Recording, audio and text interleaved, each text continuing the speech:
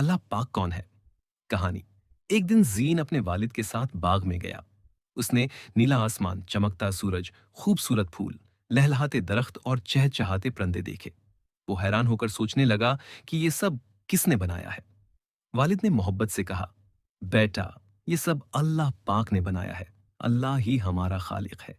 उसी ने हमें जिंदगी दी, आंखें दे, कान दिए और इस खूबसूरत दुनिया को हमारे लिए पैदा किया।